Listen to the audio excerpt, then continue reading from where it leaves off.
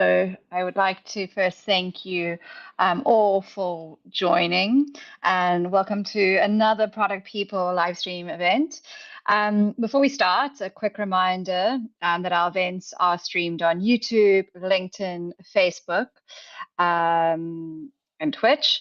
All tasks are all talks are recorded and saved on YouTube, so feel free to check out any sessions that you may have missed or might have to want to look into.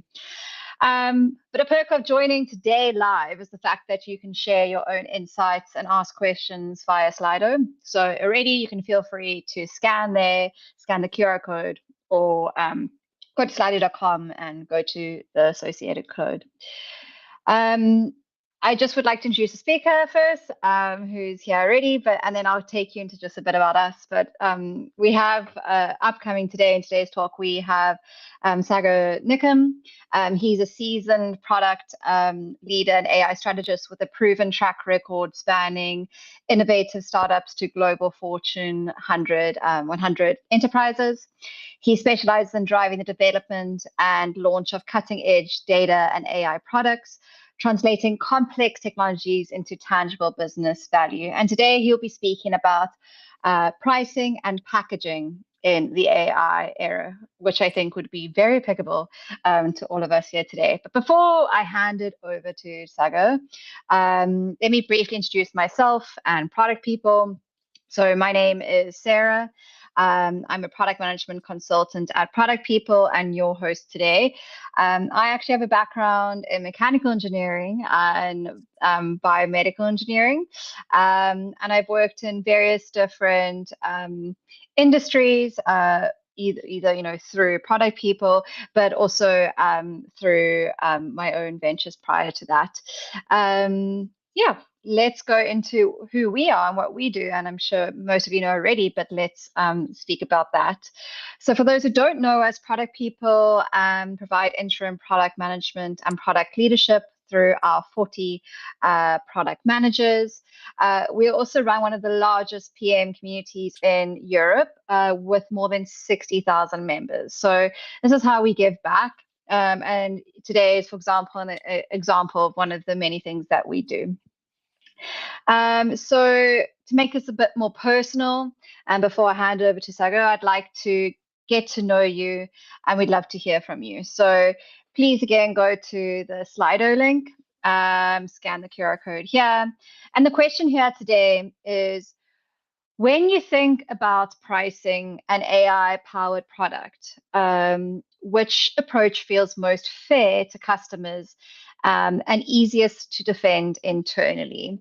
So is it A, per seat, which is more simple and predictable, B, per pure usage base, so pay per token, API call, task, but a hybrid, so base platform fee and usage with tiers, or D, an outcome value metric, so pay per result, like reports generated, tickets resolved, or revenue influenced. So get your answers there. I'll give you a couple of seconds to answer here, and what you think is the most fair. And I also would probably, I think Sagar can also definitely give his insight when I hand over to him. I think everyone's also anxious or really wanting to know that. So let's wait till we get some votes in and see. My personal opinion here is I'm kind of leaning towards a hybrid kind of approach, but I think it really depends case by case. But let's see what our viewers think too.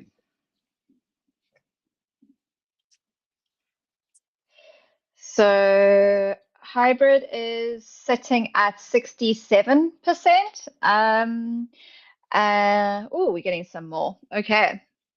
So we have around 50% on hybrid, 20% on outcome value metric, and per seat is 20%. The hybrid changed now to 60.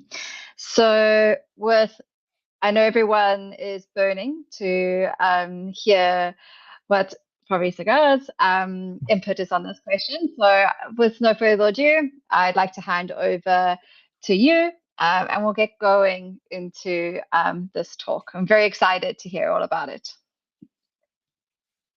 Cool. Thanks for that. And that was really interesting question and kind of really nice insights what everyone is talking about. And that's the beauty what has shifted because of AI, right? Even hybrid, like fixed plus usage based, that has its own different dynamics, like what you mean by usage. Is it a token? Is it a credit? It is the value you are delivering. So that's the whole complexity AI has added to the system. And that's what we are going through today. So it's based on my understanding, my learning, my experience when I was establishing pricing for different products. That's why I want to walk everyone through that. And at the end, we will have Q&A as well, so we'd have open discussion on these things. First of all, everyone, thanks for joining in. And product people, thanks for having me on here. A quick bit about me. I'm currently working as director of AI products at Mastercard, where I'm leading AI products, which is for small and medium enterprises. Before that, throughout my career, I was in data and AI product management. I also did lots of mentorship through Udemy course, through one-on-one coaching, through personal cohort. But the lesson what I want to share today is from my personal experience, right? So when I was working in my last role, we built a really nice AI agent for contact center people. It was doing really well. We had really good POC. We had really great pilot launch. And the question come, okay, pilot is successful, POC is successful. We are getting good feedback from the market. Let's decide the pricing. And it came to me, like all the leadership asked me, okay, let's decide the pricing. As any other good product manager, I did exactly same thing. I went on Google, I tried to use some AI tools, tried to research what the best pricing strategy in general.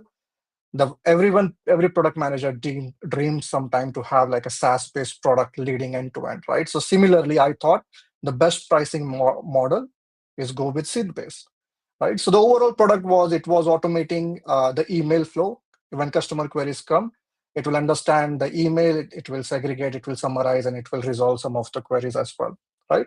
So in my mind, the number of contact center employees will use it. We will charge them based on the seat. Okay, that felt reasonable. Everyone understood it. When we presented, it makes sense, right? But then the discussion started on this, and the point came, okay, if we are automating some of the tasks, we are eliminating some of the tasks, we are saving a lot of time, and indirectly we are eliminating having so many contact center agent at the same time working on similar tasks, right? So if we are just sticking to number of seats, we are kind of not considering the fact that there are a number of agents which are working in parallel. At the same time, the actual human agent which are not required to work on that. So just going with seat-based pricing, it has a lot of other technical challenges as well. But from business perspective, it still wasn't making sense. Okay, so then I came back to my drawing board and I tried to figure out, okay, what would be the good way to do it then, right? And then I thought maybe let's do something simpler. What if I have just an enterprise-based pricing? So bigger name, bigger brand, bigger complexity, bigger contact center teams, we will charge based on the size of their business, size of complexity of their operation, or number of emails they are getting. So having a single big amount of invoice which they will pay and they will have access to the tool. Again, it was simple. Everyone understood how enterprise pricing will work. Everyone thought, okay, makes sense. But then again, it started getting into more complexity. What if user is asking, okay, I want on-prem deployment. I don't want to share my data. What if they have really complex contact center operation and we have to go through lot of customization? So in that case, it was really hard to standardize this enterprise pricing as well.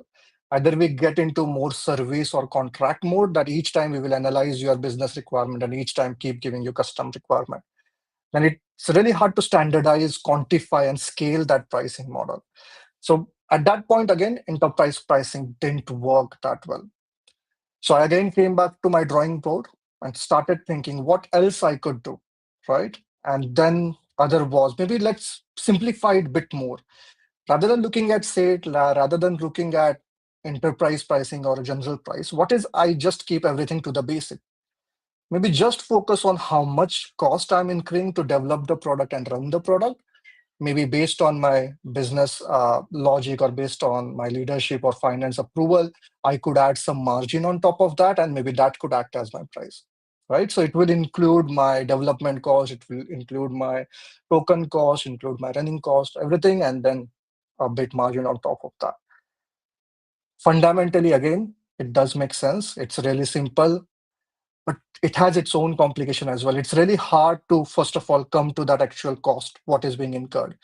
You could run different scenarios like number of interaction happening, number of email coming, and you could come up with that cost.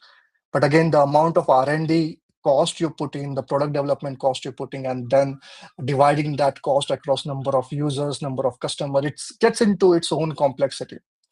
So simply cost plus pricing was also not that satisfactory. Okay.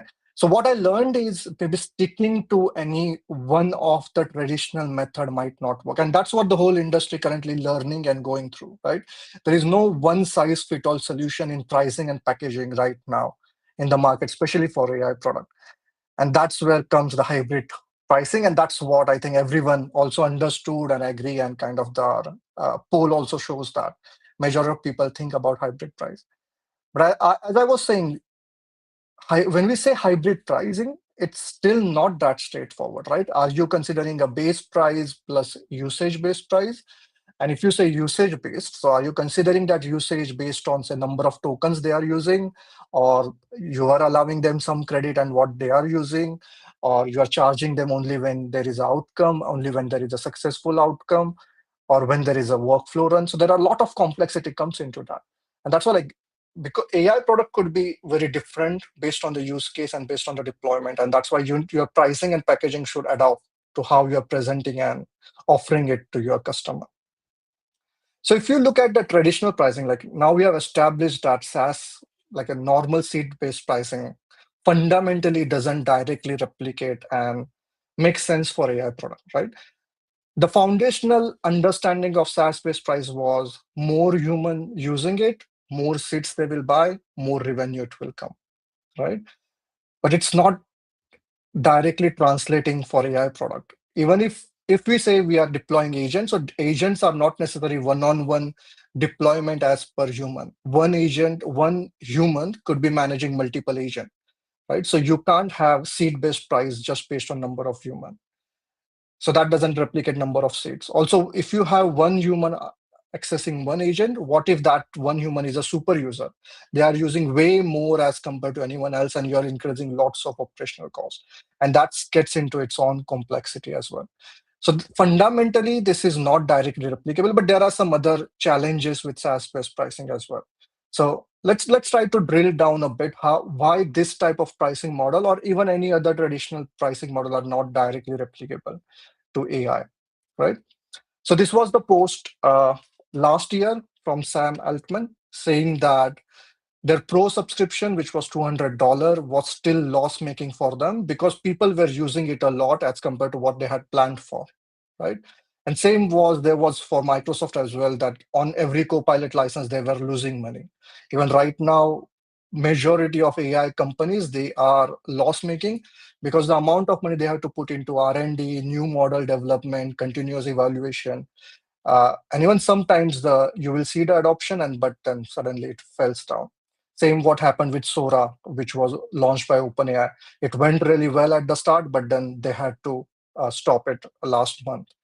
So the costing mechanism, it doesn't directly replicate what we have seen in traditional SaaS-based model, where you build it once and every new user access it, it just marginally extra cost.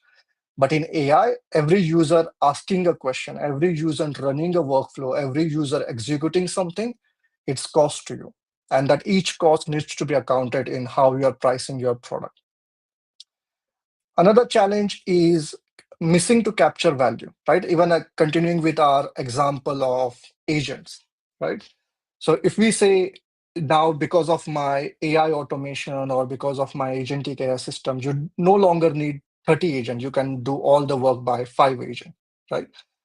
But if I go with seat-based model, so I'm just selling 5 seats because there are just 5 agents working.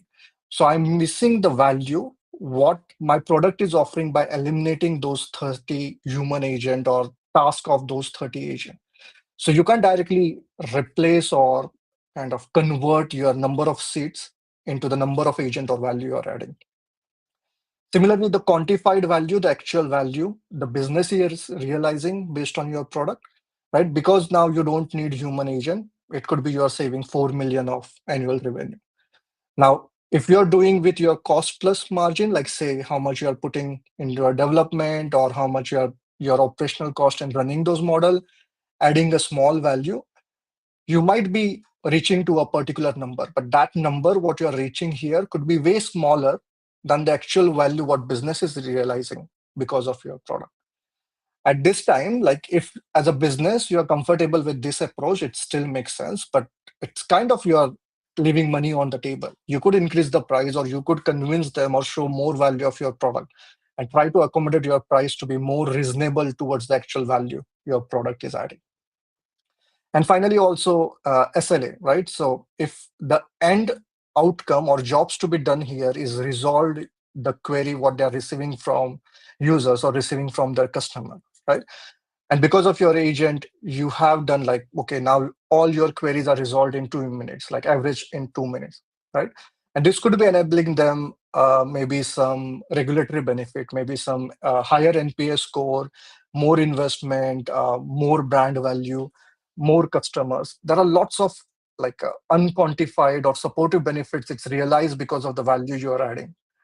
But if you're just focusing on, say, like execution of workflow, that per email process I'm charging you, you're still not realizing or capturing all the value it's being added because of your product. So this is the gap we need to fill in, or as a product manager, we need to keep thinking how we can balance this between the value what customer gets and what we are charging for. And that also wraps into how you're packaging your product, how you're presenting your product, even how you're sharing this information with your sales team and how they are going and presenting the product. And the third important factor, what goes into is intense R&D and product development, right? Again, in the previous world, you build it once and then it was very easy to keep supporting your released version of the product. You could have new version added in, you could have new development going in. But in AI product, if you see in last 1.5 year, the number of models, like mainstream models that have released with such a intensive capabilities or improved capabilities, each time when you have developed a product, you have to try new model, because for sure new models are cheaper than the previous model, plus they are giving you a lot more features as well. So you need to do that R&D, you need to do that experimentation of trying new model, and if they work well, adapting that new model. So indirectly you are continuously evolving, analyzing and developing your product. So that goes into the cost you are putting in for the product development. And that also you need to capture when you are overall pricing the product, because you need to always maintain that budget for R&D and experimentation. Other important factor goes in here is, say, model drifting, or what if your model is not performing at per the expectation, or your evaluation criteria have all started failing or showing really poor result. So that continuous monitoring, and based on the monitoring, if any changes or anything not working well, you need to again put more effort to make sure everything is at per the expectation, or everything is in line with your evaluation or success metrics, what you are targeting to. So indirectly, what I'm trying to say, there is a lot more product development or a lot more close development effort required, even after you release the product or even after you launch the product. And that's again goes into the cost. Now, based on all these factors, right, we have already started seeing trend where industry is shifting towards more hybrid models, or someone are even experimenting more aggressive outcome-based pricing models as well, which all are working well, or I would say all are experimenting right now. We are still into that phase where people are experimenting this hybrid model. There was a recent research that almost 61% of like a SaaS companies are already shifted towards some sort of hybrid model rather than sticking to traditional SaaS-based model. So industry is trying to learn and adopt with it, but there are few which are really successful, few which are really still experimenting and trying to come up a better version of the pricing. So in the next segment, what we'll go do is we'll go through a couple of example of some like a industry standard pricing models, what we have seen, and then we'll try to dissect what we are seeing in them and what kind of thing we can adopt from them. So one of the good one, very famous one and reputed one is Intercom, right? It's for contact center team. And they had their agent called Fin AI agent. And this is one of that leading companies which introduced outcome-based price, right? You pay, say, almost $1 only when your Fin AI agent resolved the query end to end, right?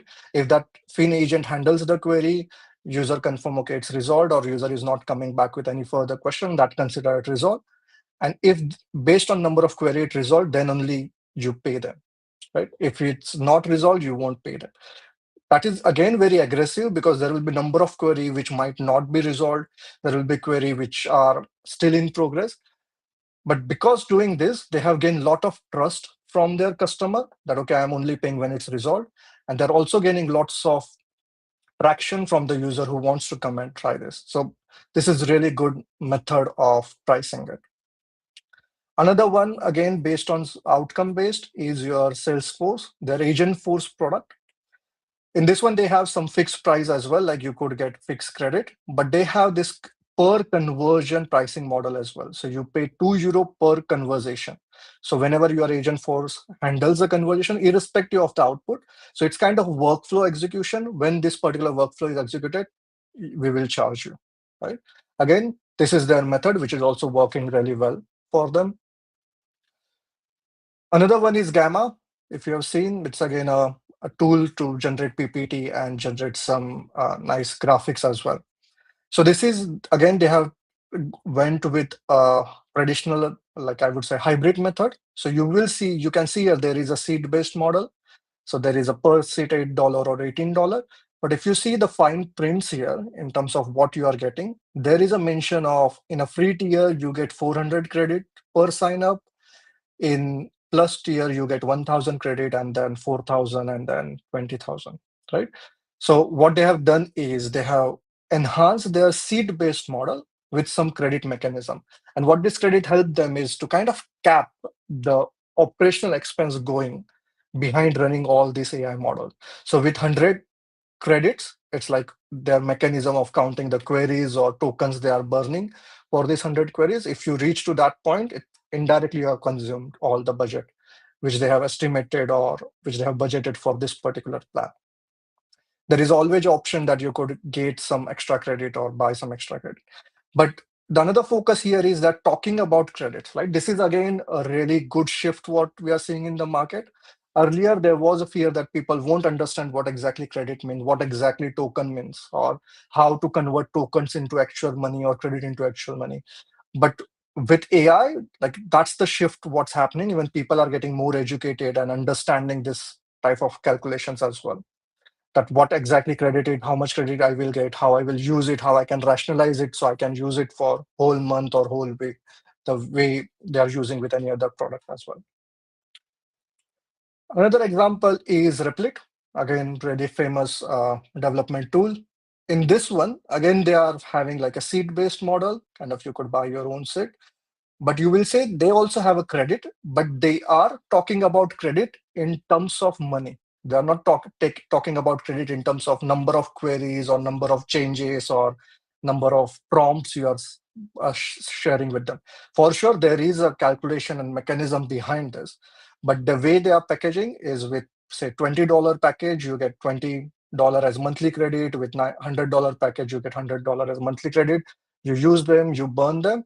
And if you see, there is option to buy additional credit as well. So you could go and buy 200 credit, 300 credit extra if you're a really heavy user. So these are some examples. There are a lot more which are trying all this type of different combinations of pricing and packaging to convince user. Like the basic is once you share this, like in your pricing page, is it easier for user to understand it? If not, if you need some as a sales team or someone to come back and explain each and every bit of that, you're already kind of losing the battle to convert your customer into paid customer. So you need to balance that dynamics as well, that how you're packaging and presenting your pricing, it should be understandable and easily adoptable by the user as well. So with all this example and some other example, right, if we want to summarize like what type of pricing mechanism, what we have seen so far, and what's the trend, what we are currently seeing in the market, right? So there are clearly these three trends, what we are seeing in the market. One is outcome based, what we're seeing in the intercom. So you only pay when a particular job is done, right? You don't pay if the job is not done, or you don't pay if you're not satisfied, if as per the success criteria, what you collectively decide, right? Another is credit based. Now, this credit could be in any format, as we've seen. It could be number of token, it could be number of query, it could be actual amount in terms of credit. You get a pool of credit. Again, this could be postpaid or prepaid. You pay for your subscription, get 100 credit, and then burn through 100, or you as much as you want, and based on however you use, we will charge them based on those number of credit, right? And this credit could be then packaged with number of different features, or packaged with additional capabilities or models you want to access as well. And finally is hybrid. This is again a good trend, what's working well, right? In hybrid, you have a base seat price. So there is a fixed amount of price you pay to access the whole platform, to have that seat and all the basic feature. And on top of that, there is a outcome-based layer. So even Salesforce Agent Force, the $2 per conversation is outcome-based, but there is like a basic service cloud fees or service platform fees, what you pay on top of that. So now the question comes, like, if all this mechanism, how generally go about and decide what is the best pricing method for my particular product? So I recently came across this really nice 2x2 metrics by Kyle. Yeah, he runs Substack newsletter, which is really good around pricing and overall product finance. So it has really nicely depicted how to look and think about that, right? So he has broken it down into 4 quadrants. X-axis is your fixed price or variable price, and on Y-axis you could say activity-based or outcome-based pricing. If your product adds a value which needs a fixed monthly fees, like as a user to whom you are selling, or as a customer which are really interested in fixed fees, and your AI product is activity based, then you could go as a per agent fees, as FT replacement. If your product is outcome based and you're still looking for a fixed fees, you could go with per workflow automation. And then on the next quadrant, it is more variable. The variable could be activity based, that's how much you're consuming per agent action, or it could be outcome based, yeah, per agent outcome, as you have seen in Intercom and thing. So this was all around pricing, like how you could think about that. But the another thing which go hand in hand with pricing is your packaging, how exactly you're packaging your AI product. Now, AI product could be of different forms, right? It could be a basic RAG-based agent, which is just giving you a chatbot. It could be an agent which is orchestrating some sort of workflow, or it could be a complete agentic system which is doing end-to-end work on your behalf. And both of that agency or automation, autonomy, what we are giving to that AI product, that's defined how you want to package it. So currently what we see in terms of packaging, there are 3 trends which we can see, right? And this 3 trend, like I put it into 3 tiers based on the agency what we are giving to the agent, right? So the first one is assistants. So it's all your co-pilots where user need to continuously interact. User asks the question, it gives the answer. It assists you in doing your work, right? It responds to your prompt. It could draft something for you. It could come up with some new ideas or help you doing a small part of your operation. Generally, in this type of cases, this could be a feature into your existing product, or it could be embedded into your existing workflow as a additional, like a task support type of assistant. If you're adding it to your existing product, this type of assistant, which is currently the trend, generally now all the products have coming with the assistant, either for the help center or doing their operations as well. This type of cases, it's easy to upsell as well because they're already using the product and you're simplifying their work. The next layer is orchestrator, right? This is where you are as an agent or your product is coordinating different tools, coordinating with your data, with different application, and helping you to maybe automate a part of your workflow or automate multiple steps in your workflow, or helping you to organize your workflow or your task list in a way that it's increasing your efficiency or the way you are doing that thing. In this one, again, you could consider this as orchestration. So you are saving a lot of time and getting lots of productivity gain based on that. And accordingly, you can package and present your product. And finally is automize. That is like providing the agentic system, which is doing end-to-end execution, which is acting as an expert in that particular domain, right? And in this case, when you have enough confidence in your agent to do all that end-to-end work, this where you can present it as outcome-based price, where you are confident that your agent is handling end-to-end workflow. There are some other packaging trends as well. Like for sure, we go with assist, orchestrate, or complete agentic system. But some other types of bundle, what we are seeing in the market now is either hybrid bundle, where you are the same way what we've seen in all the products. So they had different tier, and each tier was having additional credits which you can use. But they also had additional features what you unlock with each of the new tier you're opting for.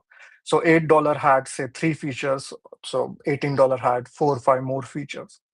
Similarly, that is you're adding your feature or making that hybrid bundle where you are not just increasing the credits or increasing the limit, you're also adding more features to that. There is also trend that in AI product, there are a couple of companies which are offering governance as premium, that you could use this product as is, or if you want some specific governance guardrail included into that, alignment with some specific regional or regulatory compliance, you pay that as a premium as well. So you could get standard AI product or pay premium to go through all the governance premium features as well. There is another packaging trend is to go model tiering. Either you use our standard model or maybe low power models, or if you want to use some more complex model, reasoning model, or any latest model, you have to pay extra. Or you can, if you go to higher tier, then only you can access all those models. In between, even ChatGPT had that type of thing that if you are paid subscriber, then only you could access their higher tier model, or else you would be accessing the simpler models only. And the fourth part is human in the loop.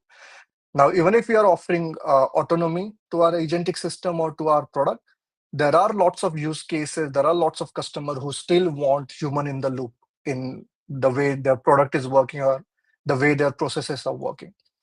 Now, this human in the loop could be as straightforward as your end-to-end product where there is a step which automatically goes for human approval. And in many cases, this needs lots more customization and lot more adaptation to how the customer's business is working or customer workflow is working.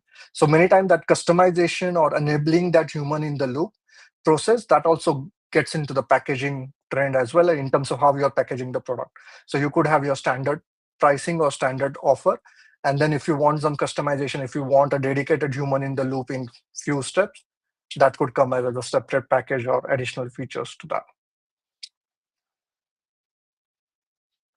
So with all that, what I want to wrap up with some summary, what we have seen so far, right? So we looked at pricing. So it's as simple as so your AI replaces human task or altogether requirement to do that task. Generally, outcome-based price works well in that case. And if your AI is more of an assistant to human, where human is still heavily involved, but they are still providing efficiency, but there is a human involved all the time.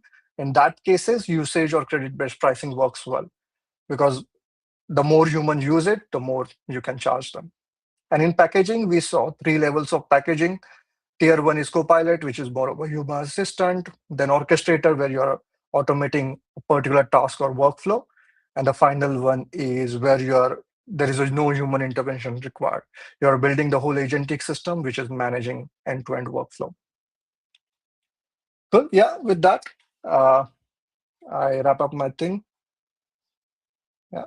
Great. Thank you, Sagar. It was super interesting, and I'm already excited. I think there's already some questions that we will dive into. But yeah, it's thank you for such an interesting talk, and we'll dive into it and into the Q&A session once everyone's had some time to add their questions. So here's the link again. Here is a QR code that you can quickly scan to add some questions.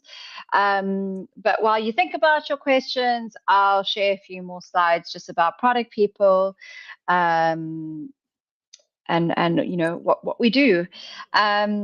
So we are typically invited to join teams as interim product managers or product leaders. And we cover some permanent position or parental leave or whatnot, or we join as product coaches or consultants to upskill product management or operations teams, and to accelerate transformation in the teams too. We have worked with a wide list of clients, and you can see probably some key logos here, which will definitely probably spark some interest. And these are the ones that we've worked with before. Here's some more clients that we've worked with before, and here's some key stats about our company. So we've supported over 690 teams. There are 40 product leaders and product managers in our team. And as a woman myself, I'm proud to say that both our team and leadership are nearly around the 60% within our organization. So yeah, you can find more about us on our website, and also on our LinkedIn and on our various ways that we give back to our PM community.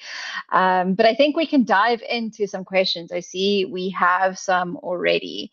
So I'm going to ask you some Sagar that I've been getting, and put you on the spot here in this regard. So which metrics should you closely monitor when testing pricing changes?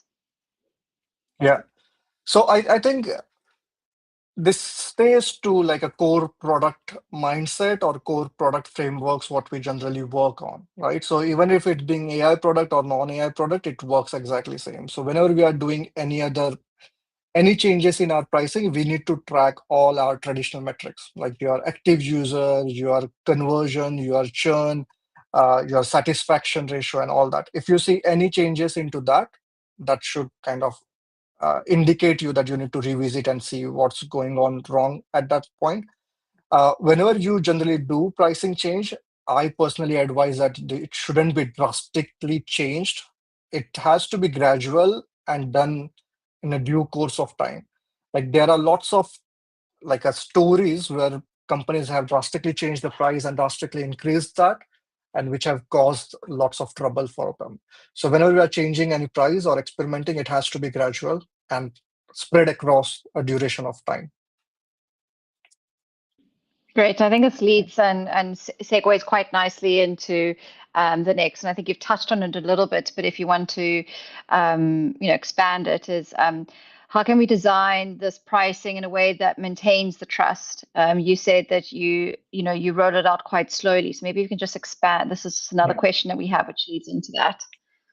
No, that's a really good question. Like trust is an important factor. And what I have noticed that whenever we are getting into this credit-based pricing, trust is one of the most concerning factors, most important factor, what we need to take care of, right? When you say, for example, we have seen some example, right, where it's said that you're getting 100 credits or you're getting 500 credits. But if as a user, I don't know how this credit converts into my actual usage, that's where I started losing the trust or start raising concern about is the product being fair in the way it's charging to me. So that unit conversion is really important, and how we explain it to the user, it's also really important. It's sometimes not necessarily it's one-to-one conversion what we can easily explain, but it's always important that there is a mechanism that user could come back and get some explanation how that credits thing work, or if they want to learn more before they convert to paid or before they buy credit, there has to be a good mechanism for them to understand. So rather than just saying usage-based price, you use and you pay, there has to be some clear indication is how exactly that usage is being charged. When we are getting into all this usage-based trend, there was a good research done earlier this year, where around 71% CTO said that when they went with the product which has usage-based pricing, they were surprised with some of the additional money they had to pay or some of the costs they incurred, which they didn't budgeted for that. In usage-based also, it could happen that people are keep using it, or there are some super user which are keep using it. So when you're working with pricing or working with AI product, the another important factor what you need to keep in mind is the visibility. How to the admin team, user admin team, or to user, how we can give that visibility. Okay, so if you have 100 credits, you use some today, how much is remaining, or how you can use remaining one in next 2 days, 3 days, 4 days, or if it's postpaid, how much you have burned so far, how much token you have burned so far, and how much tentatively it will bill you, and then you could plan other things as well. And that's why there are, if you see, remember a lot of example, it capped at one particular credit limit, right? In this tier, you could use maximum 300 tokens or 300 credit. So that gives me the upper limit that maximum I will be charged this. Beyond that, I need to go back and buy something extra. So visibility and clarification of how this usage-based or outcome-based prices are calculated, it's really important to maintain that trust with user. Great. I mean, you have, again, it seems these are all leading questions. And there's another one here that says, and you're covering a bit about it now, without frustrating the customers, right? But how, in the practical sense, do you set the credit limits that also protect the margins of your company? Like, how's that balanced? Yeah. So again, there are a couple of factors goes into deciding this credit, right? If the question is from, sorry, let me reread the question without How frustrating. can, So yeah, yeah. so if you're thinking from the business point of view, right? So each of this credit is the usage what user is doing. So you need to have some indication of the cost it incurs for you, right? So if it's a simple RAG based agent what you have built and user ask a question, it goes back into all the data set, looks for the answer and come back.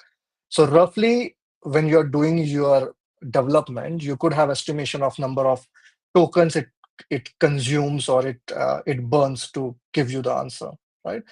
That kind of helps you to get an indicative operational expense required to handle each of the query.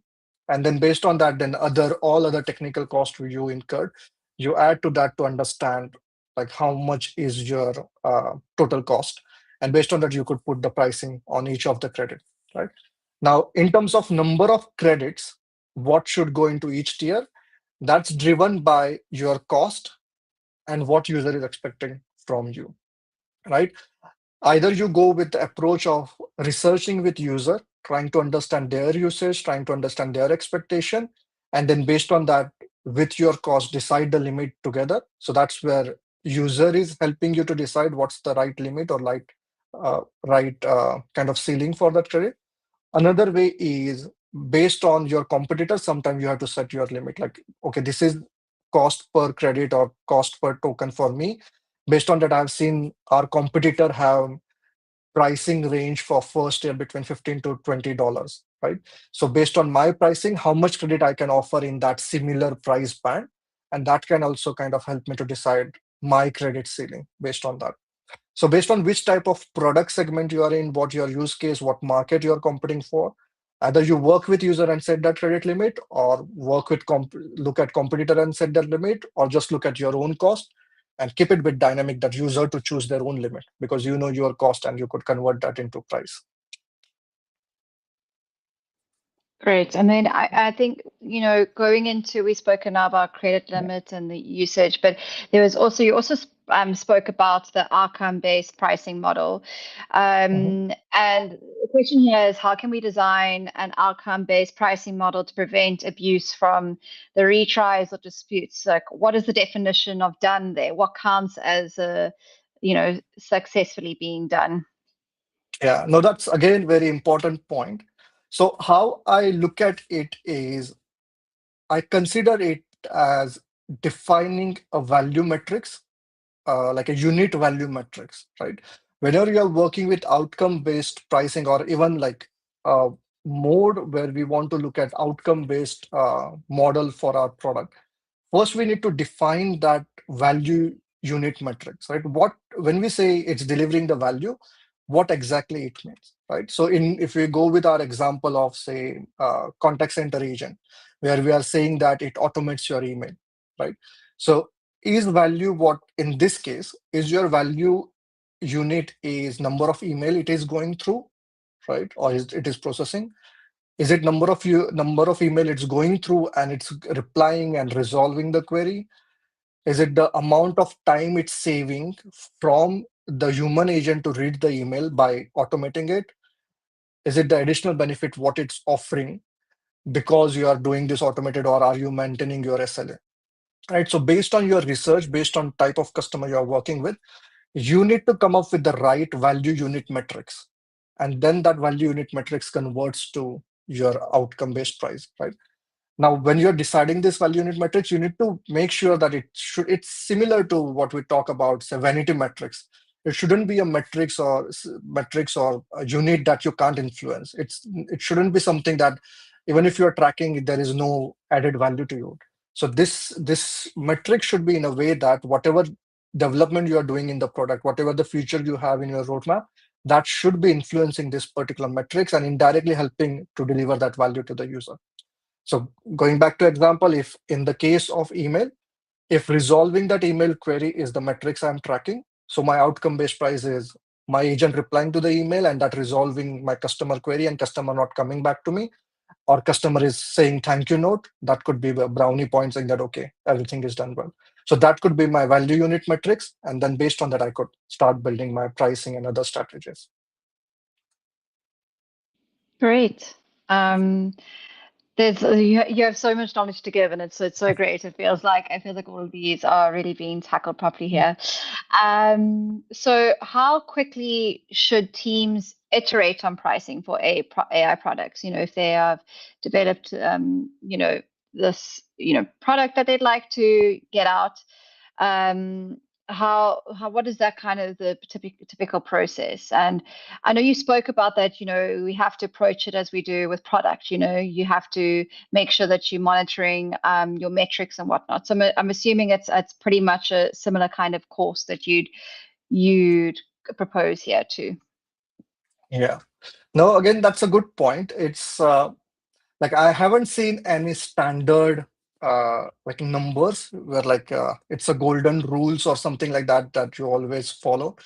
But roughly, like in my personal opinion, what I tried and tested is like when you are very early stage, like when you are doing your POC, when you are doing your pilots or very early stage of testing your product, you could be a bit more quick in experimenting on your pricing.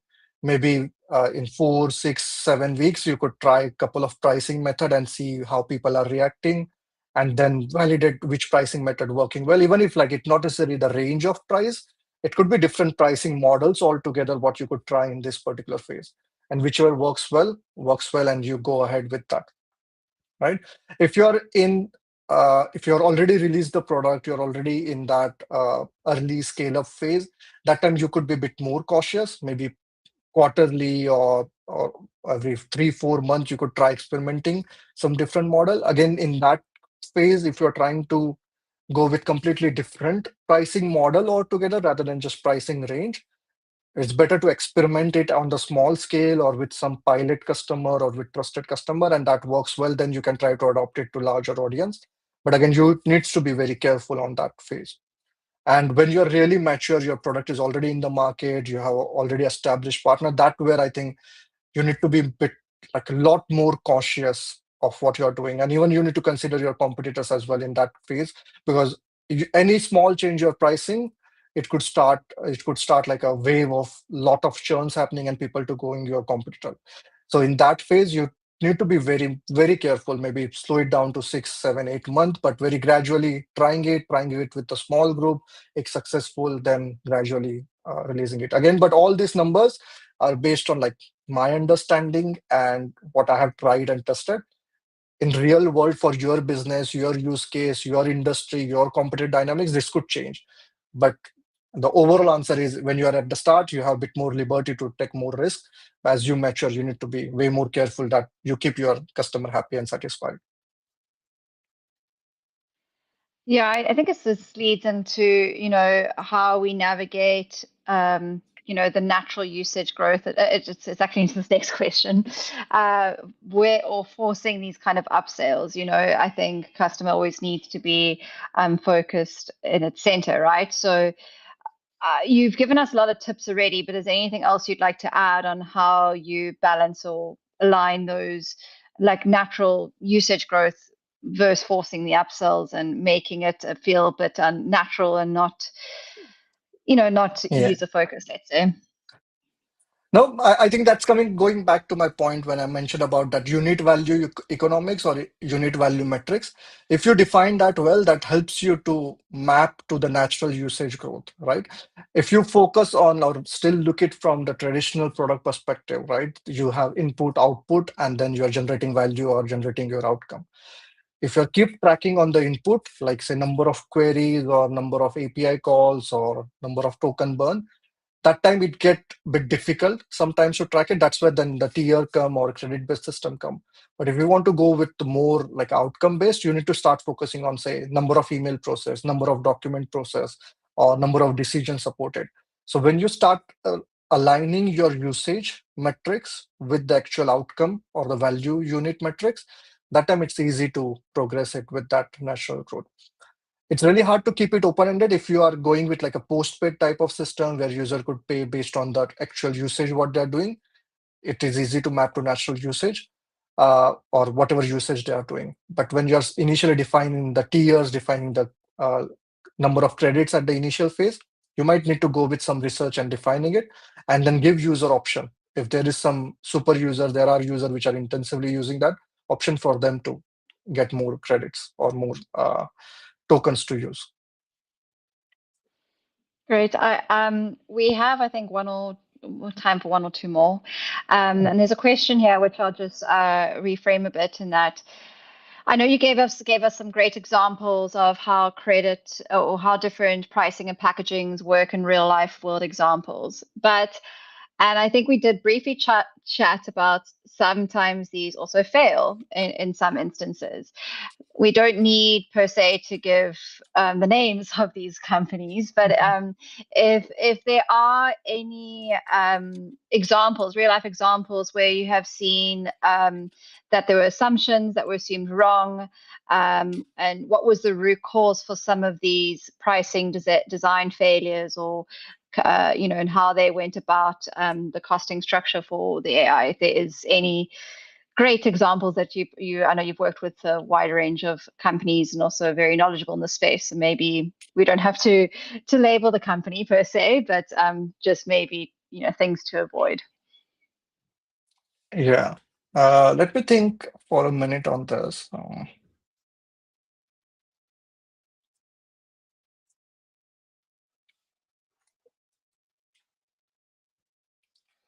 Yeah, so one example was I was working with a startup, right? And their product was in the space of helping students to land a job, right? So they had a AI tool which could go through your resume, go to job description, help you to map the job, customize your resume, and do the application on your behalf. Now, their unit metrics was number of jobs it applies, right? That's the value it was delivering, that number of jobs it can apply. Now, at initial phase, what they did is they price it based on the number of jobs I could identify for you, which is aligned with you. And then suppose my AI agent could look into the data and come back to you, say there are 100 job listing available. That means we are showing you 100 job, and then you pay for number of jobs you are recommended, right? So it wasn't adding the value. So the value unit metrics was wrong. In this case, we are looking at the number of jobs recommended, but the actual value what your products add is the number of jobs you're applying, right? So when we had that way, where we are just looking at the number of jobs we are identified and recommending to you, it wasn't satisfactory for the user to pay for just, okay, you're showing me 100 jobs, but they might not be useful for me, or I still need to go and apply for all that job, or I might not be applying for all the job, or I might be applying just for 10 or 12. So in that case, then we change the metrics, and then we start looking at the number of jobs you're applying, and then started tiering based on that. That is, in a week, if you want to apply for 20 job, that's your one tier. If you want to apply for 100 jobs, that's another tier. Now, in this case, it was easier for users to convince and understand, okay, our value metrics is we are applying on your behalf, and then you pay for number of jobs you're applying. And it worked really well, and how it landed with the user when we changed it.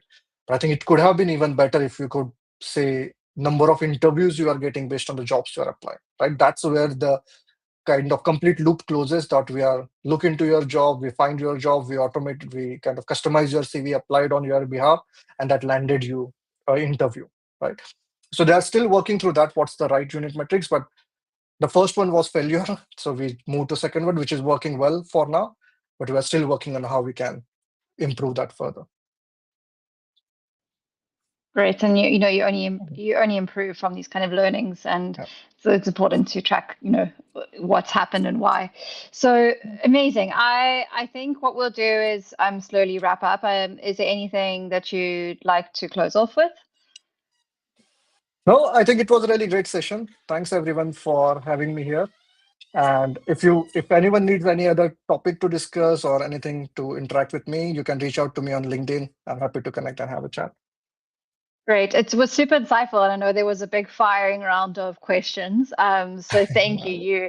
There was a lot to cover, but really some great key takeaways and insights to take forward, if not from the viewers, definitely from my side. So thank you for that. And to our audience, thank you for listening too. Here's just, again, some more QR codes that one can scan. We are hiring at the moment, so you can work hands-on with our clients to help our clients discover and deliver great products faster. Or as we said, we give back. So subscribe to our newsletter. You'll get some similar stories to what we've heard today, with lots of insights and I'd like to say golden nuggets that we can take away. So thank you for listening, and we really appreciate that. If you have enjoyed this talk, there's always more that always we have every Tuesday. So please join us at our next live stream, which is the 21st of April at 5 p.m. Same time, same place. You know where to find us. And the talk will be done by Alex Radu, who is the VP of engineering practices, education and community lead at GP Morgan Chase, and she will be talking about product building and the power of persistence. So definitely tune in for that. It definitely will be super interesting and some more insights and let's say key takeaways that we can take into our day to day. So thank you all for joining again. And we will connect soon. So again, feel free to connect with us, check our podcast, check our LinkedIn out. You know where to find us. We're everywhere. So please connect with us. We love to share more, learn more. So thank you.